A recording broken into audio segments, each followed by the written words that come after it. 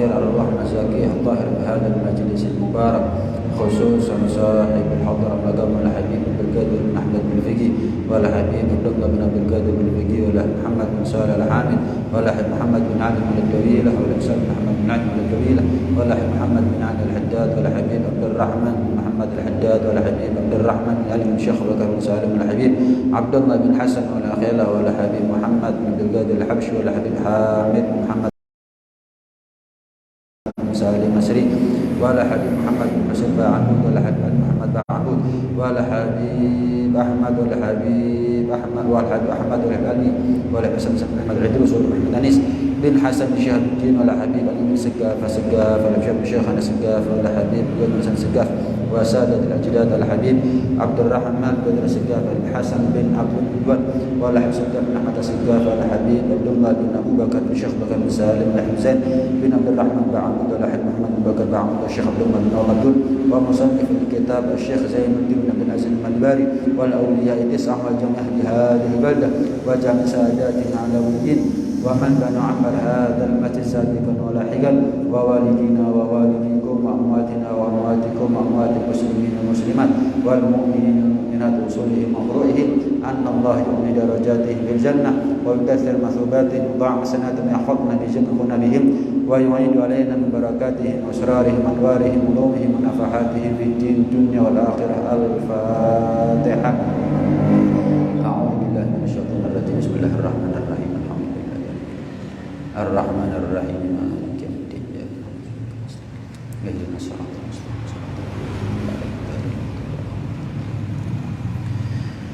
بسم الله الرحمن الرحيم.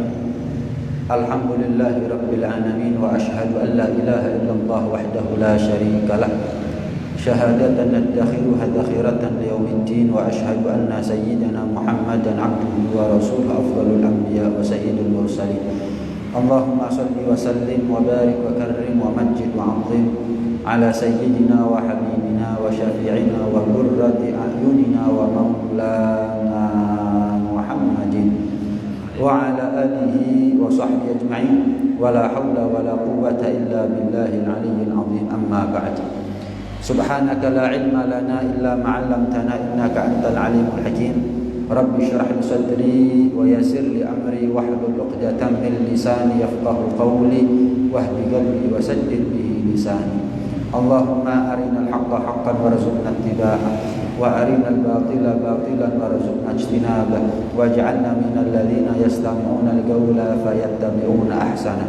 نويت التعلم والتعليم وتذكر والتذكير والنفع والانتفاع والإفادة والاستفادة والحث على التمسك بكتاب الله وسنة رسوله والدعاء إلى الهدى والدلالة على الخير ابتغاء وجه الله ومرضاته وقربه وثوابه سبحانه وتعالى. وصلى الله على سيدنا محمد وعلى آله وصحبه وسلم والحمد لله رب العالمين. Assalamualaikum warahmatullahi wabarakatuh. Alhamdulillah thumma alhamdulillah. Senantiasa kita banyak bersyukur kepada Allah Subhanahu wa taala atas segala limpah nikmat, anugerah dan karunia yang telah Allah berikan kepada kita semuanya. Mudah-mudahan nikmat zahir Allah sempurnakan dengan nikmat batin. Nikmat dunia Allah sempurnakan dengan nikmat akhirat. Nikmat panjang umur, sehat walafiat Allah sempurnakan dengan akhir husnul khatimah. Amin ya rabbal alamin. Melanjutkan pengajian kitab Irsyadul Ibad karya Syekh Zainuddin bin Abdul Aziz Al-Malibari radhiyallahu ta'ala anhu wa radha wa nafa'ana bihi wa bi'ulumihi fid dharain. Amin. Yang mudah-mudahan sebagaimana Allah ridhai beliau, Allah ridhai kita semuanya. Sebagaimana Allah jadikan ilmu beliau manfaat barokah, Allah jadikan ilmu kita juga manfaat barokah zahiran wa batinan fid dini wa dunya wal akhirah. Amin ya rabbal alamin. Wa ashhadu an la ilaha illallah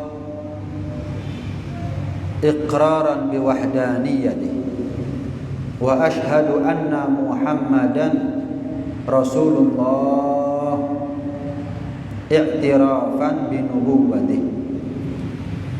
Setelah basmalah, setelah hamdalah, beliau melanjutkan kitabnya dalam mukadimahnya dengan syahadat. Syahadat itu ada dua komponen. Yang pertama syahadat bersaksi, mengaku dan meyakini nggak ada Tuhan kecuali Allah. Dan yang kedua bersyahadat mengaku bahwa seorang makhluk mulia yang bernama Muhammad sallallahu alaihi wa ala alihi wa sahbihi wasallam adalah merupakan nabinya, utusannya, seorang rasul yang diutus oleh Allah Subhanahu wa taala untuk kita semuanya. Nah, yang pertama, syahadat kepada Allah.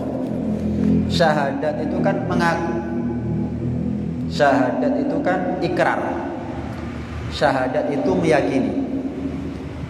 Syarat agar syahadatnya kita ini diterima oleh Allah Subhanahu wa taala, pengakuan kita ini sah, mendapatkan legitimasi, mendapatkan keabsahan, maka ada 3 syarat.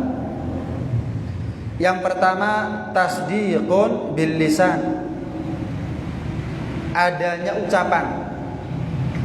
Syahadat diterima, syahadat itu sah kalau kita mengucapkan kalimat asyhadu alla ilaha illallah wa asyhadu anna muhammadan rasulullah. Kenapa? Karena dengan ucapan tersebut berlaku hukum-hukum keislaman dia di dunia. Misal, kalau dia meninggal, wajib untuk diurus jenazahnya, dimandikan, dikafani, disolati, dikubur di kuburan muslim.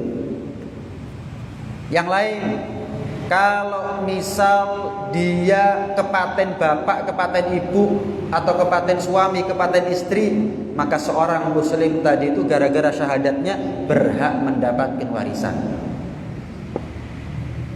Bapak ibu muslim, anak murtad waliyadzubillah.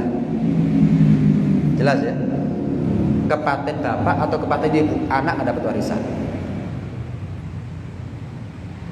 Yang ketiga, gara-gara syahadatnya dia berhak untuk mendapatkan doa-doa dari saudaranya yang seagama.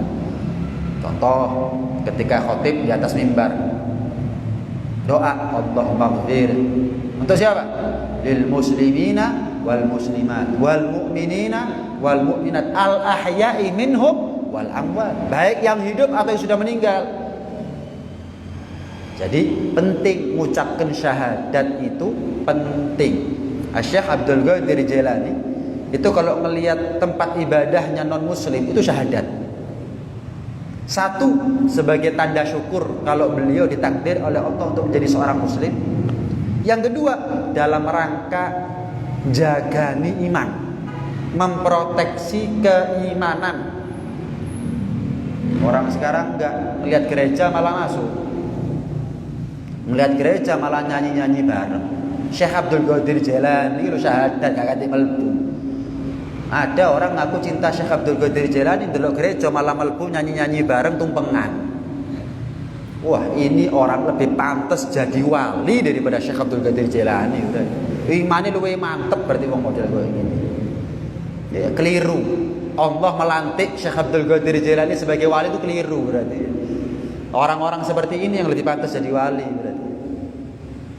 Paham ya? Enggak tepat sih. Hah? Kita manut Syekh Abdul Qadir Jailani apa Syekh Abdul Qadir Jailani manut kita?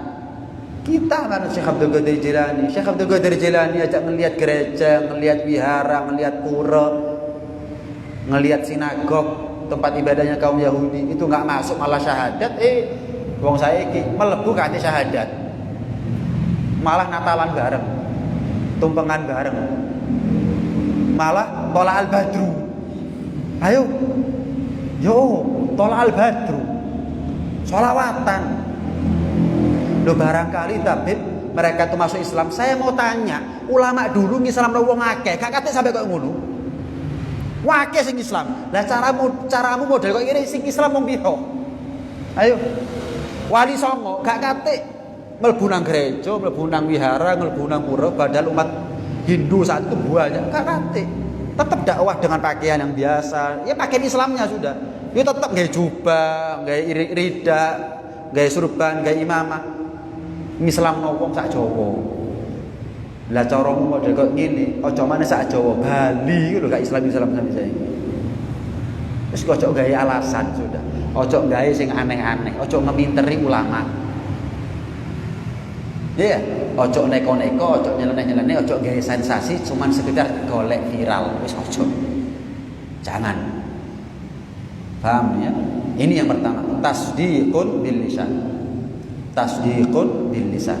Ucapkan syahadat. Syarat yang kedua agar syahadat diterima. Waqtiqadun bil janan.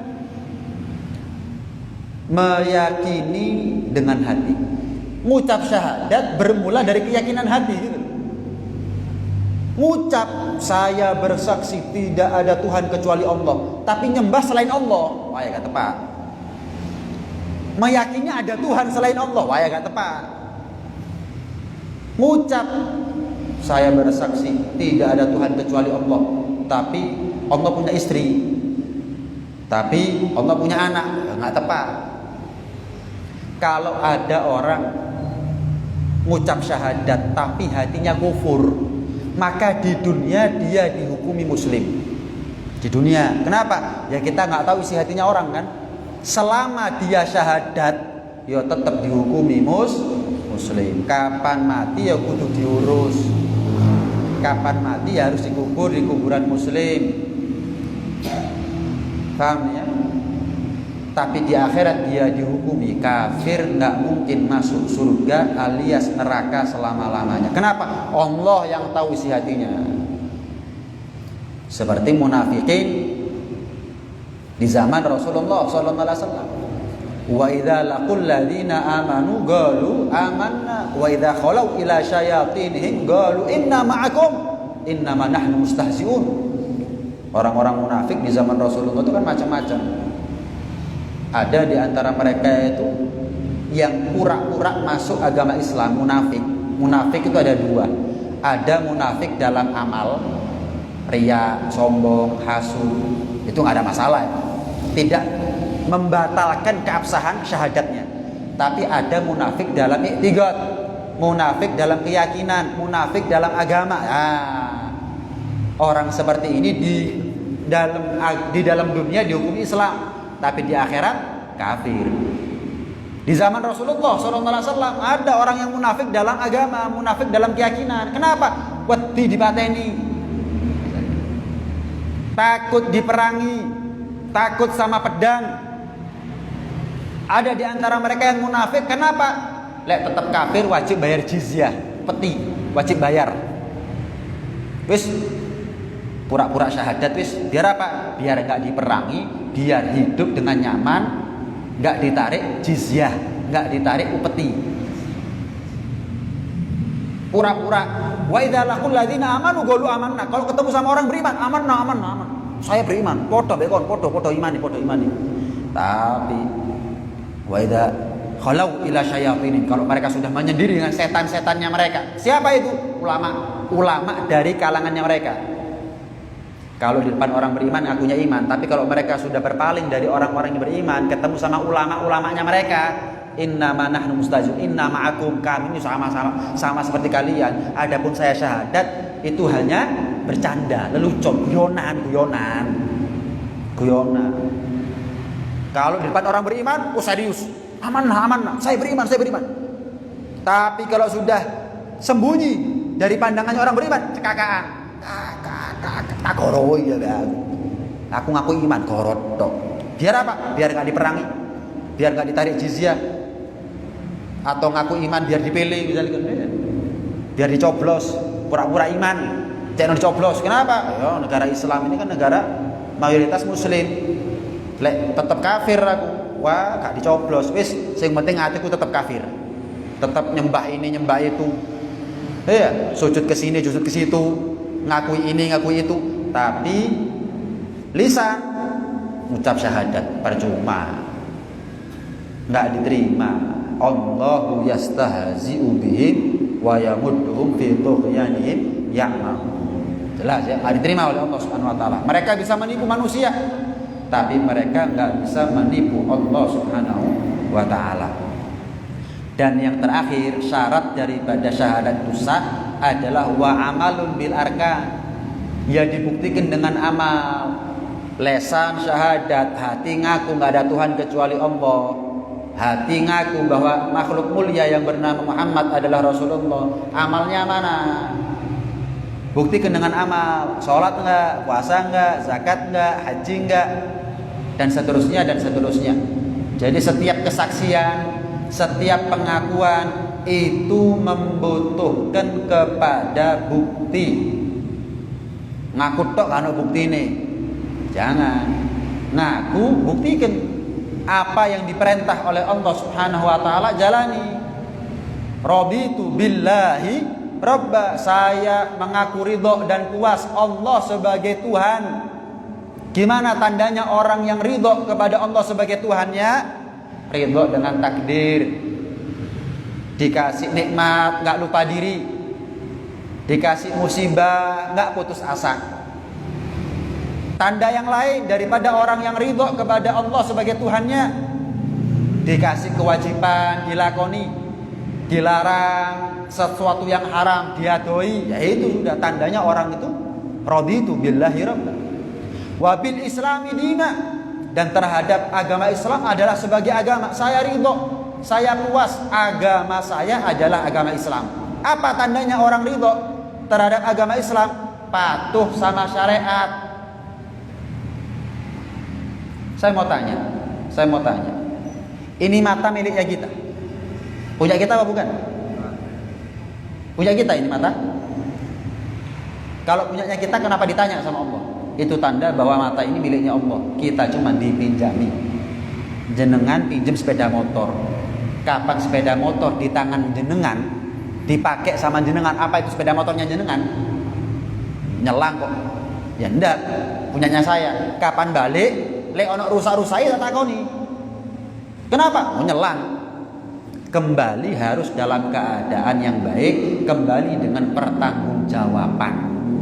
Lek ono rusak-rusake ya tak takoni. Sama, mata ini pinjaman dari Allah, mulut ini pinjaman dari Allah, tangan kaki ini pinjaman dari Allah, umur dan nafas itu pinjaman dari Allah.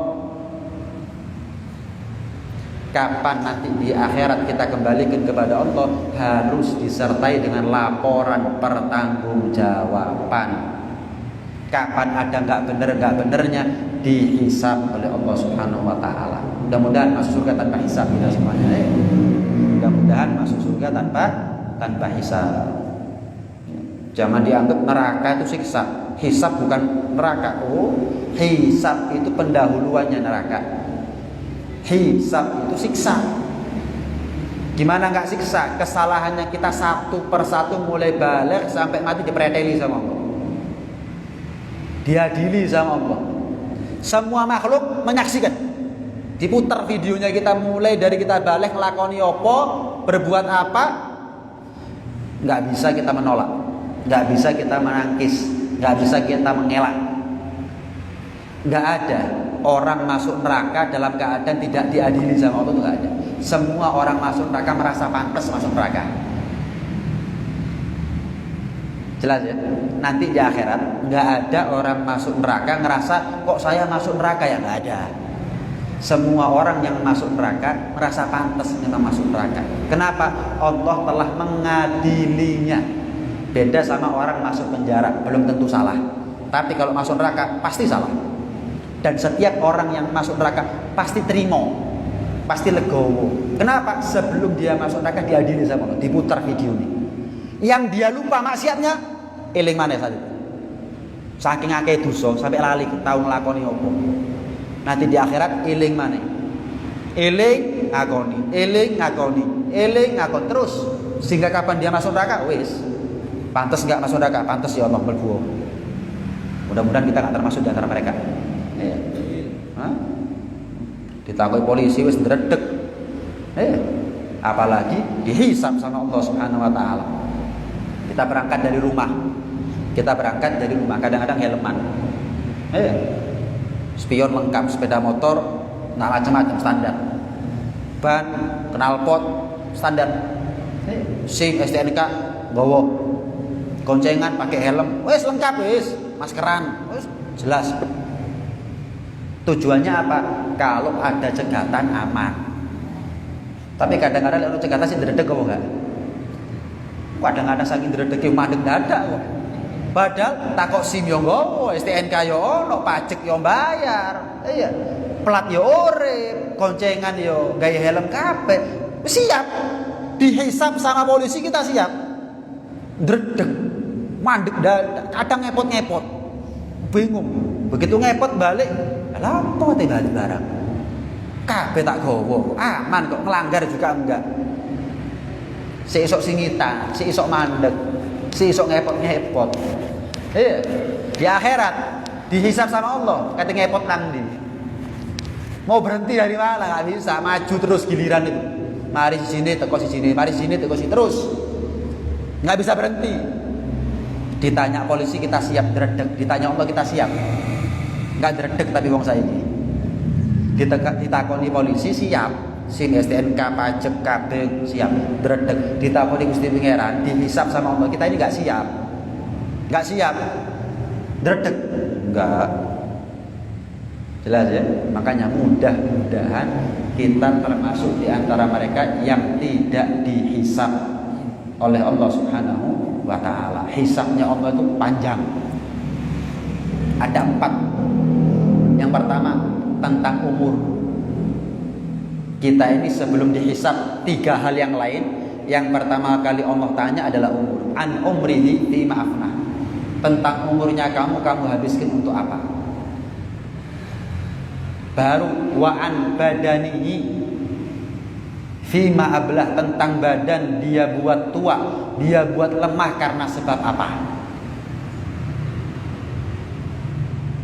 Wa an malihi min aina akhadhah wa fi ma anfa'ah. Tentang harta kita juga ditanya. Dari mana kamu dapat dan kamu gunakan untuk apa? Jadi kalau hisabnya harta double. Dapat dari mana, kamu gunakan untuk apa? Pertanyaannya 2, harta. Makanya kata ulama kalau ada nabi dihisab, Nabi Sulaiman nabi yang terakhir masuk surga. Saking dawane hisabe, padahal nabi pasti masuk surga. Lek misal nabi ku dihisab, paling terakhir masuk surga Nabi Sulaiman. Apa? Paling sugih. Ketika Rasulullah SAW beserta para sahabat hijrah dari Mekah ke Madinah, rombongannya Sayyidina Abdurrahman bin Auf, orang yang kaya tadi, sahabat yang paling kaya, telat. Ketika semuanya sudah sampai kota Madinah, tiba-tiba terdengar suara gemuruh seperti tentara kalau jalan, brek, brek, brek, brek.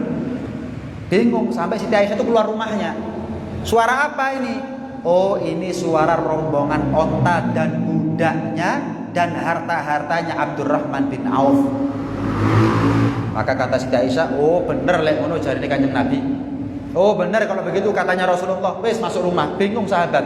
Apa memangnya yang disampaikan oleh Rasulullah tentang Abdurrahman bin Auf? Dari mulut ke mulut sampai ke telinga Sayyidina Abdurrahman bin Auf. Kamu tadi dirasani, dalam tanda kutip ya, bukan rasani yang elek. Kamu tadi dirasani Siti Aisyah. Gara-gara Siti Aisyah tahu kalau rombongan hartanya kamu, onta yang beratus-ratus onta, bahkan mungkin beribu-ribu onta dengan membawa harta. Iya. Kemudian budak dan seterusnya datang ke kota Madinah, dirasani sama Siti Aisyah. Kata Siti Aisyah, betul kata Rasulullah tentang Abdurrahman bin Auf. Bingung Abdurrahman bin Auf. Apa oi? Tanya kepada Siti Aisyah. Kenapa wahai Aisyah? Kenapa kok saya dikatakan? Iya, benar apa katanya Nabi? Maka dikatakan Rasulullah SAW pernah bersabda bahwa semua kaum fuqara wal masakinnya, kaum muhajirin dan ansor masuk surga dalam keadaan cepat, dalam keadaan lari, sayan, layu. Namanya masuk surga ya pelayon. Mosok lunak kelemek mlebu surga. Kecuali Abdurrahman bin Auf. Kalau Abdurrahman bin Auf masuk surganya tertatih-tatih. Kenapa? Hisab itu. Mulai dari saat itu Abdurrahman bin Auf ngomong, mulai sekarang hartanya saya yang baru datang ini, yang ribuan ontanya, ratusan kilo bahkan tontonan hartanya yang dipikul di atas punggungnya onta, budak saya yang ribuan, saya wakafkan atau saya sedekahkan fisabilillah alias melarat mendadak. Dan itu bolak-balik Abdurrahman bin Auf menjadi sahabat yang bolak-balik melarat dadak. Tapi lek sugih sugih maneh. Sugih lagi. Abdurrahman kaya lagi.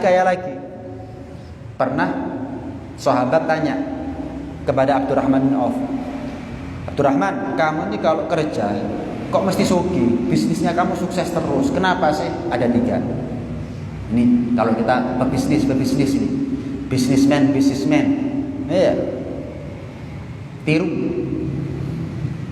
Tapi lek gak sugih aja ngomong nang aku, tapi ya, takdir kan. Saya ini bisa sukses gara-gara 3. Yang pertama, saya kalau jual gak pernah utang kontan. Iki wis abot ya, gak payu dagangan itu. Didol kontan, gak didol utang. Saya tidak pernah jual utang. Masih murah itu badi didik, sing penting kontan. Dimana badine gede kredit lek bayar. Lek gak bayar ya rugi, ajur. Mending badi didik tapi kontan. Jangan bingung badinya, yang penting uang di tangan. Barang entek nyekel duit, ojo barang entek gak nyekel duit. Badine endi badine, mbok cekel lah. Kan begitu, lek bayar, lek gak. Ini yang pertama, jual kontan. Yang kedua, enggak pernah nolak tawaran. Pokok untung masuk didik, cul. Enggak saklek-saklekan, kenceng-kencengan, gak gelem kali yo. Waduh. Gak payu dagang. Jangan. Kolak 1.000 dijual 2.000 misalnya. Ada yang kenyang 1.500. Ojo ngamuk, itu untung kok ngamuk. Oh, kolak 1.000 dinyang 500 baru ngamuk. Kolak 1.000 didol 2.000 dinyang 1.500 ngamuk. Lek entuk 1.500 aku kolak mbek aku. Enak elek kenyang. Badi padahal. Sing badi separuh sih. Ngamuk. Sayyidina Abdurrahman enggak kayak rego sak mene dinyang untung masuk didik cul wis. Malah pernah Sayyidina Abdurrahman bin Auf kulaan 1.000 onta. Kulaan 1.000 onta. Setiap onta ada tali kekangnya. Kendalinya ada. Itu 1.000 onta, 1.000 onta dijual pok. Untungnya apa? Ya tali kendalinya itu untungnya. 1.000 onta by 1.000 tali kendali. Setiap tali kendali dijual 1 dinar 1 dirham. Berarti kan untung piro? 1.000 dinar atau 1.000 dirham? Yo miliaran lek saiki. Lihat gak kedunyan lho. Engko gak kok model wong saiki, untone joko untung, tali kendali joko untung. Payune siji loro. Didol pok. Ontanya dijual pok. Kolak 1.000, dol 1.000. Tapi tali kendalinya nggak katut. Tali kendalinya nggak katut. Baru tali kendali dijual. 1.000 entek nyekel duit. Yang ketiga khusus kalau jual beli hewan. Kalau jual beli hewan, iya. Jangan pernah menahan-nahan hewan itu datang sampai musim yang dijual mahal. Wah, emang kok lek pas riyo haji ae, siapa yang tahu umurnya hewan? Pokok untung dolan. Lebaran kurban apa jari? Kula ana maneh. Kenapa? Kalau kamu tahan-tahan kok mati. Yang kedua, resikonya terlalu besar. Yang ketiga, biayanya juga besar, mangani. Ngrumat, ngerawat, dawa urusane. Tapi lek payu seje, mari wis. Kula ana maneh. Kok Lebaran haji nanti apa katanya sudah Dzulhijjah nanti kula ana maneh tuku maneh dolan sing larang enggak apa-apa musimnya. Jelas ya. Yang dua itu bisa kita tiru. Kalau jualan hewan ya tergantung, kalau jualan kita hewan sama. Sama ya. Makanya sugih maneh melarat dadak balak-balik sugih maneh itu Abdurrahman bin Auf memang sudah dikarepi sama Allah dadi sahabat sing sugih. Nah kalau kita ini kan kepingin tapi gak sugih-sugih. Lek Sayyidina Abdurrahman bin Auf gak kepingin sugih tapi takdir sugih. Makanya namanya zuhud. Zuhud itu bukan marat. Zuhud itu hatinya nggak ada dunia. Tidak ada bagian dunia dalam hatinya. Itu namanya zuhud. Nah kalau kita ini zuhud perkara nasib, zuhud kepeksa. Kalau Abdurrahman Wahab soge tapi hatinya nggak ada dunia, melarat dada nggak apa-apa. Pernah Sayyidina Husain bin Syekh Abu Bakar bin Salim. Syekh Abu Bakar bin Salim punya putra namanya Sayyidina Husain. Wali gede, ulama, sugih ram. Sekali waktu ada yang hadir, kerentek jero ati. Lah iya jarine wali, lah kok sugih. Kerentek jero ati. Langsung mandek pengajian. Tek. Ana sing ngrasani aku jero ati. Ana sing ngrasani aku jero ati. Dia bilang, "Wali kok sugih." Yang ngomong pakai hatinya. Enggak dituding tadi. Yang ngomong, yang ngerasani saya pakai hatinya, asal kamu tahu ya. Kalau seandainya dunia yang kamu lihat, yang saya miliki sekarang juga hangus, binasa, hancur, gak ada sisa, bulu kuduk saya tidak berdiri, walaupun satu. Ono gak ono kayak aku podo. Kalau orang sekarang, tukune kobongan, naudzubillah ya Allah, iso stres barang. Dijambak-jambak rambutnya dewi, iso muda, melayu muda, iso nangis golong-golong, stres, panik, waduh frustasi, wis kayak mati wis. Yang ngerasani saya pakai hatinya, asal kamu tahu, ini semuanya kalau sekarang juga habis, nggak ono sisa titik aja. Satu bulu kuduk saya nggak berdiri. Podo ono, gak ono, duwe, gak duwe, soge, gak soge, podo ya. Kenapa? Dunia cuma di tangan, nggak sampai jero hati. Ini zuhud masih soge. Ono, salah wis uripe susah gak zuhud. Melek dunya, merem dunya, ngimpi urusan dunya. Saya pernah dapat cerita Al-Habib Shalih bin Ahmad Al-Idrus, guru kita. Mudah-mudahan kasih panjang umur saya walafiat. Tahun 98 kan Krismon. Sebelum Krismon ada orang punya, kalau nggak salah daerah Makassar, orang punya pabrik semen. Tahun 98 tadi sebelum Krismonnya, sebelum banter-banternya Krismon, punya pabrik semen, menang tender. Di Jakarta ada orang bangun pabrik, bangun gedung, bangun perusahaan, butuh semen banyak. Dia yang menang tender, dia yang masuk semennya. Waduh seneng. Dilalah lah kok Krismon. Sehingga ini bangun perusahaan tadi itu, perusahaan luar negeri tadi itu, kasih itu investasi di Indonesia. Gagal. Kenapa? Krismon, krisis moneter. Waduh. Sing di pabrik semen sekadung produksi. Gak sido payu. Geblak. Stres dimikiri sampai geblak loro. Masuk rumah sakit. Dituntun sama keluarganya, Allah, semen. Ini serius ini. Ceritanya Habib Shalih, bukan tak tambah-tambahi belas gitu ya. Dituntun Allah nyebut enggak semen sampai mati nih. Terakhir yang dia ucapkan semen. Kenapa? Dunia di dalam hati. Dunia di dalam. Saya kasih gambaran. Kalau kita baca sholat, kepingin ketemu Nabi enggak? Kepingin ketemu Nabi enggak? Mimpi ketemu Nabi kepingin enggak? Jelas, kepingin. Satu amalan dari Habib Shalih juga. Baca Allahumma sholli ala sayyidina Muhammad abdika wa rasulika an-nabiyil ummi wa ala alihi wa sahbihi wa sallim taslima. Saya ulangi, Allahumma sholli ala sayyidina Muhammad abdika wa rasulika an-nabiyil ummi wa ala alihi wa sahbihi wa sallim taslima. Ada yang rekam atau yang nyatet nanti bagi-bagi. Dalam artian siapa yang biar dapat pahalanya. Kepengin ketemu Nabi, baca sholawat tersebut. Ping piro bib? 500. Langsung dipatahin rekamannya. Kasih tulis. Nyatet durung mari 500. Kapan? Sedino ya. Coba dicicil seminggu bisa enggak apa-apa. Gak tak kurangi, gak tak kreditno. Kudu kontan 500 sedino. Saya mau tanya jujur ya, jujur. Tapi Yasin gak usah jawab, ketok guyune tok sing ketok jawabane apa ae. Enteng apa abot? Cok ngomong enteng. Dosa negara nek masjid itu dosa. Tengah-tengah ya, lumayan ya. Nah, ngayamul wit ngomong enteng iki yo janjine ketemu Nabi. Iya, ngomong apa janjine ketemu ngomong enteng yo gak tau nglakoni. Ngatus ya. Jelas ya? Jelas ya?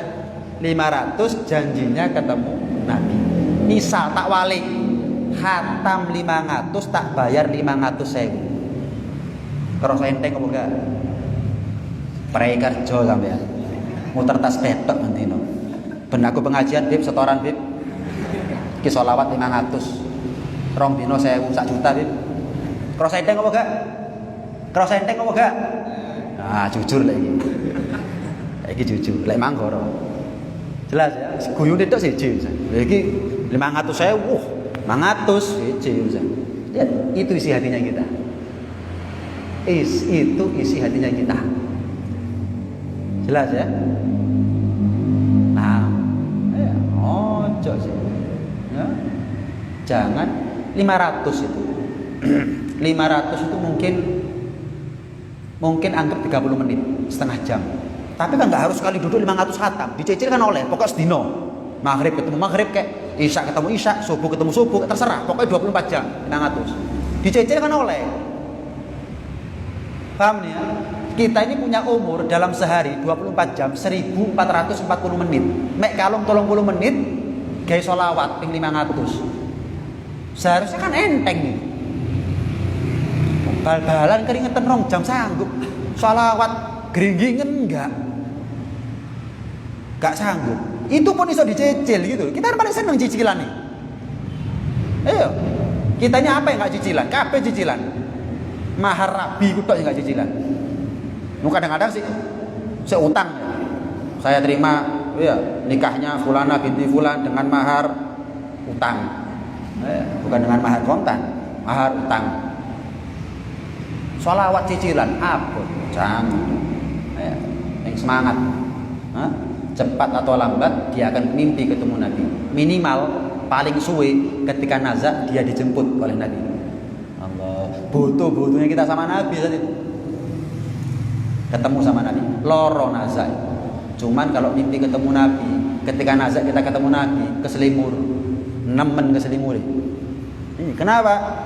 Waduh, gak kerasa. Sakit tapi keselimur gitu. Keselimur, podo ambek sampean kapan bal-balan seledang-seleding gitu. Ya loro aja, gak kroso. Adus baru kroso. Kenapa? Kapan bal-balan gak kroso seneng. Gua prak. Wos. Mulai cenat-cenut. Kenapa waktu bal-balan kok gak kroso? Keselimur, seneng nglakon ini. Sama nazak itu sakit, cuman begitu ada Nabi, lali ambek nazak, lali ambek loro. Jelas ya? Yang terakhir, kita wajib iman kepada Allah karena Allah itu Maha Tunggal. Kita ini mengucap syahadat dalam rangka mengaku bahwa Allah Maha Tunggal. Allah berfirman begini, "Lau kana fihi ma'alihatun lafasadata." Kalau seandainya antara langit dengan bumi itu ada dua Tuhan atau lebih, maka niscaya langit dan bumi ini akan hancur. Akan hancur. Saya mau tanya, kepala rumah tangga itu siapa? Ayah atau suami? Kan begitu ya.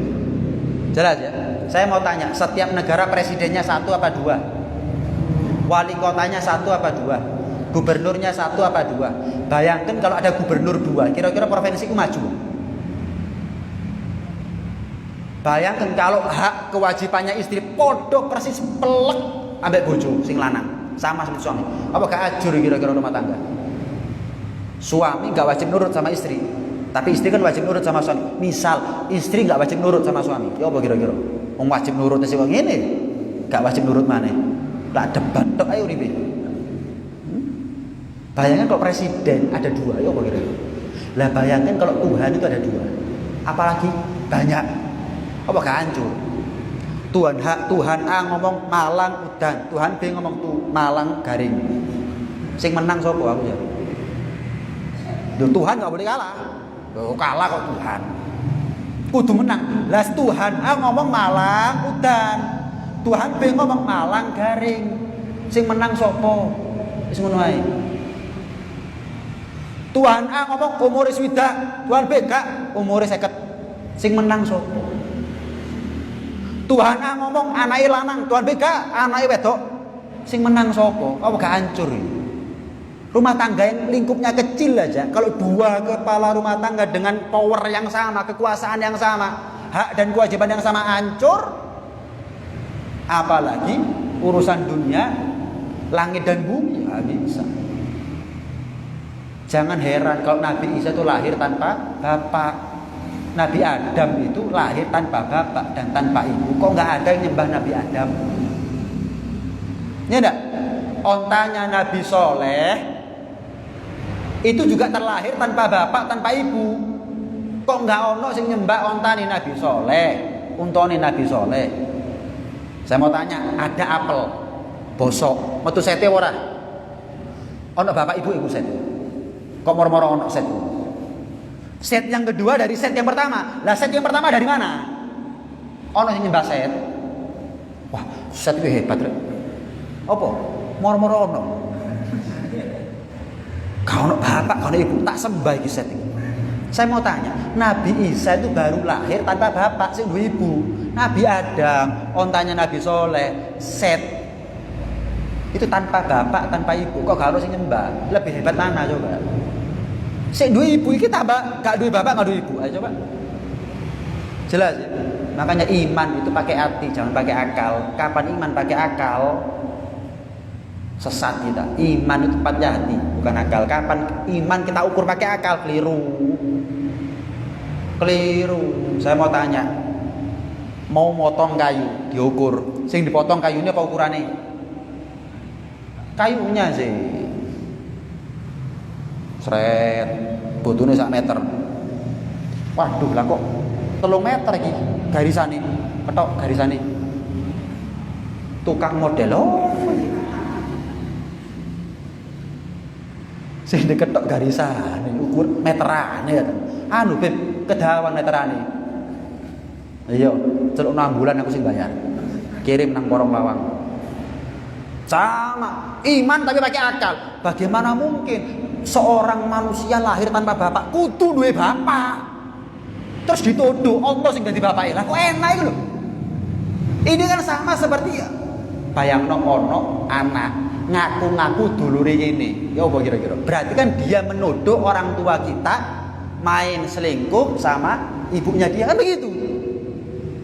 Ono arek ngaku-ngaku dulur. Saya itu bin fulan padha ambek bapake sampean, aku itu dulur sampean. Berarti kan dia ngaku kalau ibunya itu kawin. Atau naudzubillah diselingkuhi sama bapaknya. Kita lu mangkel. Lha opo? Nabi Isa harus punya bapak, karena apa? Lahir tanpa bapak itu enggak mungkin. Pakai akal kan? Si dituduh Allah dari bapake. Lah kebacut ae. Lah kebacut kok Allah yang dituduh main sama Siti Maryam iki opo ceritanya? Lah Siti Hawa itu lahir tercipta tanpa bapak, tanpa ibu. Ayo saya mau tanya. Ayo ngomong Gusti Pangeran mana sing nglahirno? Tak repot ale model kayak gini. Wis, jangan pakai akal. Kita harus mengaku Allah itu Maha Tunggal. Qul huwallahu ahad, Allahus samad, lam yalid wa lam yulad wa lam yakul lahu kufuwan ahad. Itu ayat sangat penting untuk kita pahami maknanya. Insyaallah lain kesempatan kita akan bahas itu. Iya, makna daripada kandungan ayat atau kandungan surat Al-Ikhlas, sehingga kita tambah ngerti, tambah iman, tambah ngerti, tambah yakin kepada Allah Subhanahu wa ta'ala. Amin ya rabbal alamin. Ini hadirin ikhwani sekalian rahmati Allah, mudah-mudahan menjadi satu hal yang manfaat buat kita. Insyaallah pertemuan yang akan datang kita bahas syahadat, bagian syahadat yang kedua. Wa asyhadu anna Muhammadan Rasulullah. Apa maknanya? Kita mengaku bersaksi bahwa Nabi Muhammad adalah sebagai utusan. Apa maksudnya? Sebagaimana kita bahas syahadat kepada Allah, kita akan bahas di pertemuan yang akan datang syahadat kepada Nabi Muhammad apa maknanya. Senin depan apa bukan ya? Mumpung ada soalnya. Dia tak umum kalau memang betul. Sabtu, Minggu, Senin. Oh bukan. 2 minggu lagi. 2 minggu lagi, bukan Senin depan. Senin awal September.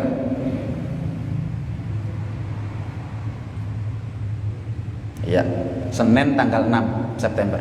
Mudah-mudahan kasih panjang umur, sehat walafiat. Mudah-mudahan menjadi ilmu yang manfaat, ilmu yang barokah, zahiran wa batinan fid din wa dunya wal akhirah. Amin ya rabbal alamin. Bismillahirrahmanirrahim. Alhamdulillahirabbil alamin. Allahumma shalli wa sallim ala sayyidina